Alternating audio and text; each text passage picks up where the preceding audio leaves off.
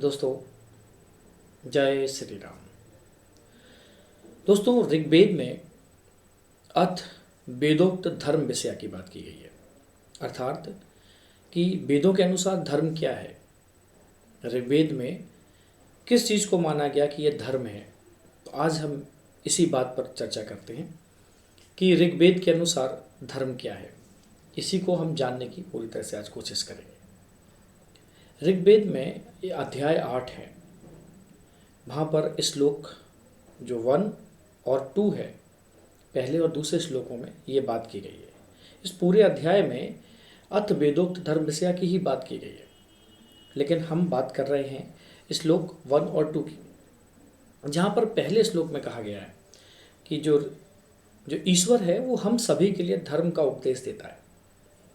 वो कहता है कि मनुष्य, तुम पक्षपात मत करो, पक्षपात रहित हो जाओ और न्याय की बात करो, सत्य आचरण से युक्त रहो। आपका आचरण कैसा होना चाहिए? सत्य होना चाहिए। आपके आचरण में दिखावा नहीं हो, आडंबर नहीं हो, वही धर्म है।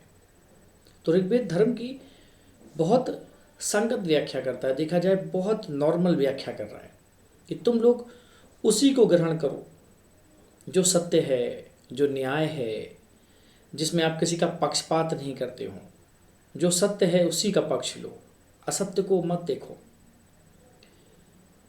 उसके विपरीत आचरण नहीं करना है, उसके अनुसार आचरण करना है। तो ऋग्वेद बहुत देखा जाए तो साधारण सी व्याख्या कर रहा है। इतने सिंपल तरीकों में आज से इतने वर्ष पूर्व, लगभग 5000 वर्ष पूर्व इन चीज़ों को कितने आसानी से समझाया गया। इतिहास के अनुसार अगर माने तो 5000 वर्ष, लेकिन धर्मशास्त्रों के अनुसार माने तो जब से पृथ्वी की उत्पत्ति हुई। तो ऋग्वेद क्या दर्शन दे रहे हैं वहां पर ही समझने की कोशिश करिए। कहते हैं उसी धर्म की प्राप्ति के लिए कोशिश करो जो सत्य का आचरण करता हो, जो न्याय की बात करता हो, जो आडंबर की बात नहीं करता हो, आडंबर को दूर हटाने की बात करता हो, जो अच्छे आचरण की बात करता हो, उसी धर्म की प्राप्ति के लिए आगे बढ़ो। विरोध मत करो, किसी का भी विरोध मत करो। विरोध को छोड़कर परस्पर सहमति से रहो, जिससे सभी को सुख प्राप्त हो।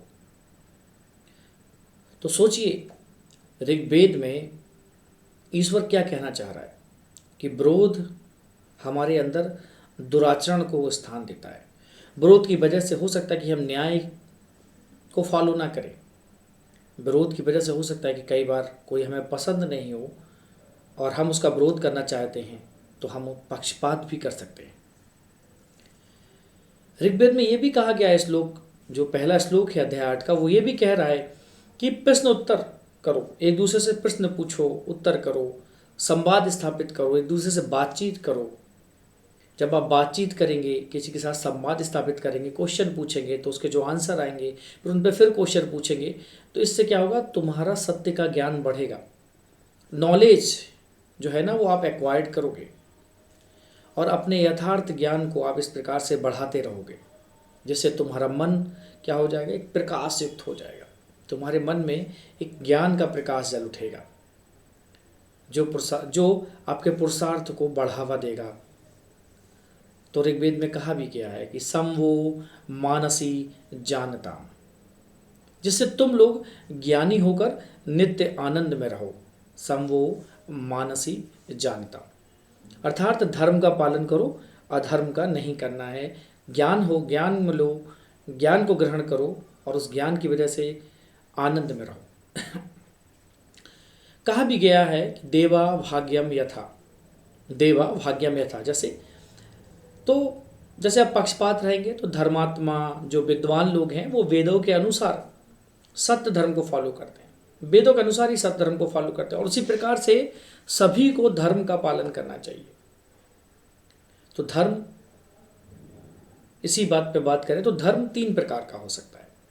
एक धर्मात्मा, नंबर 1 धर्मात्मा विद्वानों की शिक्षा भी धर्म है। आत्मा की शुद्धि और सत्य को जानने की इच्छा भी धर्म है। और जो तीसरा है कि परमेश्वर की बताई हुई वेद विद्या भी धर्म है।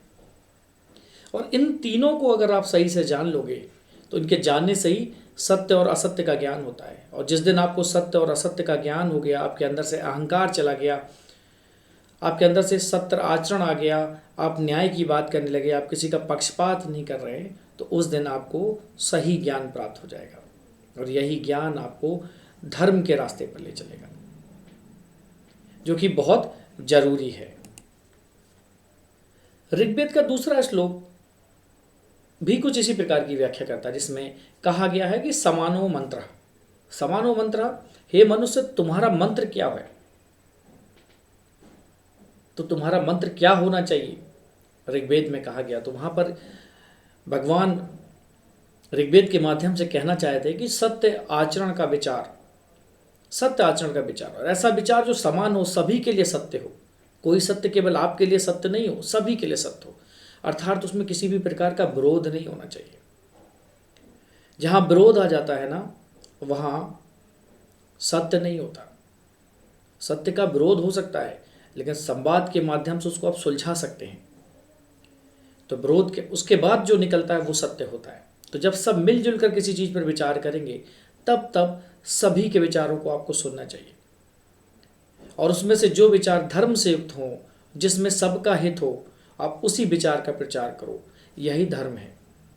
सोचिए, ऋग्वेद सामान्य मनुष्य को कितने साधारण से शब्दों में समझाने की कोशिश कर रहा है कि सब लोग मिलकर बातें करो, सभी के विचारों को सुनो, और उसमें से जो विचार धर्म से युक्त हो, जिसमें सबका हित हो, उसी का प्रचार करो। यही धर्म है।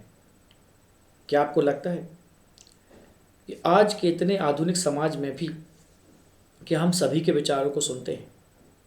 क्या हम पक्षपात रहित हैं? इसलिए तो पक्षपात, श्लोक 1 क्या कह रहा था? पक्षपात रहित। पक्षपात रहित क्यों रहना है? इसलिए रहना है क्योंकि आप सभी पक्षों को सुन सकें। ये नहीं एक पक्ष को तो सुन लिया, दूसरे पक्ष की अनदेखी कर दी अगर आपने। इसका पालन करने से क्या होगा? ये जो धर्म है, जो ऋग्वेद में बताया, इसके पालन करने से बुद्धि, शरीर, बल, पराक्रम सभी गुण बढ़ेंगे, व्यवहार शुद्ध हो जाएगा और मर्यादित हो जाएगा। समानाम मनः सहचित्तम, क्या कहा गया कि सभी का मन समान हो और आपस में विरोध ना हो, दुख का नाश हो, सुख बढ़े। जब दुख का नाश होगा तभी तो सुख बढ़ेगा। अच्छे गुणों की प्राप्ति की इच्छा आने लगेगी आपके मन में, और दुष्ट गुणों का नाश हो जाएगा। यही धर्म है। ऋग्वेद कहता है कि यही धर्म है। ये दोनों कार्य, अच्छे गुणों का संकल्प और दुष्ट गुणों का विनाश, ये दोनों कार्य जीवात्मा करती है, जिसे मन कहते हैं। तो मन से सदा पुरुषार्थ करो, जिससे धर्म के रास्ते पर आप बने रहें। तो मन क्या है? मन जीवात्मा है, और जीवात्मा ये दोनों कार्यों को करती है। अच्छे संकल्पों को ग्रहण करती है और दुष्ट गुणों का नाश करती है। इसी प्रकार चित्त होता है। चित्त किसे कहेंगे? अब आप कहोगे जिसमें सभी कर्मों पर विचार हो, चित्त जिसमें आप मनन कर सको, विचार हो। इसलिए मन और चित्त दोनों सुख की प्राप्ति के लिए लगे रहें। सुख मतलब यहां पर क्या है? धर्म की प्राप्ति। सुख क्या है? धर्म की प्राप्ति के मार्ग में ही सुख है, ऐसा ऋग्वेद में कहा गया है। मैं नहीं कह रहा, ये ऋग्वेद या ईश्वर के, मैं तो बस आपको बताने का एक माध्यम हूं। मैं बता रहा हूं कि इस प्रकार के मनुष्यों पर ईश्वर की कृपा बनी रहे। ऐसे मनुष्य जिनके मन और चित्र दोनों ही काम धर्म के लिए लगे हुए हैं, सुख की प्राप्ति के लिए लगे हुए हैं। इस प्रकार मनुष्यों या इस प्रकार के मनुष्यों पर ईश्वर की कृपा हमेशा बनी रहती है, या कहें उन पर ईश्वर मेहरबान रहते हैं। इसलिए सत्य के साथ तुम्हारा और तुम्हारे साथ सत्य का सहयोग करता हूं मैं, ऐसा ईश्वर कहते हैं। कि इसलिए सत्य के साथ तुम्हारा और तुम्हारे साथ सहयोग, सत्य का सहयोग मेरे द्वारा किया जाएगा, अर्थात ईश्वर के द्वारा किया जाएगा। यही धर्म है। इससे अलग आप किसी भी बात को धर्म मत मानो। ऋग्वेद कहता है कि इसके अलावा आप किसी भी बात को धर्म मत मानो। तो धर्म है क्या? धर्म मन और चित्त है, और मन और चित्त मिलकर जिस अच्छे पथ का या अच्छे रास्ते का अनुसरण करेंगे, संकल्प लेंगे, बुद्धि, शरीर, और बल सभी से आपका व्यवहार जिस दिन शुद्ध हो जाएगा, मर्यादित हो जाएगा, आप किसी का पक्षपात नहीं लेंगे, तो वही धर्म है। इसके अलावा और किसी भी बात को आपको धर्म मानने की जरूरत नहीं है। ऐसा ऋग्वेद के अध्याय 8 के दूसरे श्लोक में कहा गया है। तो दोस्तों, आपको अगर ऋग्वेद के ये श्लोक जो मैं आपको बता रहा हूँ अगर अच्छे लग रहे हों, तो मैं इस पर हर श्लोक पर और हर श्लोक की मैं व्याख्या करूँगा। अगर आपको ये पसंद आए तो इस चैनल को लाइक, शेयर और सब्सक्राइब भी करें, ताकि हम भारतीय मूल्यों को, भारतीय दर्शन को, वेदों के कहे गए वाक्यों को लोगों तक, जन जन तक पहुंचा सकें। यही हमारा संकल्प है। भारतीय संस्कृति बहुत महान है और इस संस्कृति में हमारे वेद सबसे महत्वपूर्ण कड़ी हैं, क्योंकि वेदों को माना जाता है कि वेद ईश्वर के द्वारा रचित हैं, मनुष्यों ने इनकी रचना नहीं की। तो ईश्वर ने क्या कहा है वो जानने का हक हम सभी भारतीयों को है। पूरी दुनिया को भी जानना चाहिए कि वेद उस समय जो कह रहे थे, जब पूरी दुनिया में शायद संस्कृति की तो बात छोड़ो कि शायद मनुष्यों का विकास सोचने की क्षमता पर भी नहीं था, और उस समय हमारे यहाँ ईश्वर के द्वारा वेद उतारे गए। तो उम्मीद करते हैं भारतीय संस्कृति के इस महान दर्शन को, इस महान ईश्वर के कहे गए धर्म वाक्यों को हम जन जन तक पहुंचाने के लिए आपके लिए सीरीज लाए ऋग्वेद।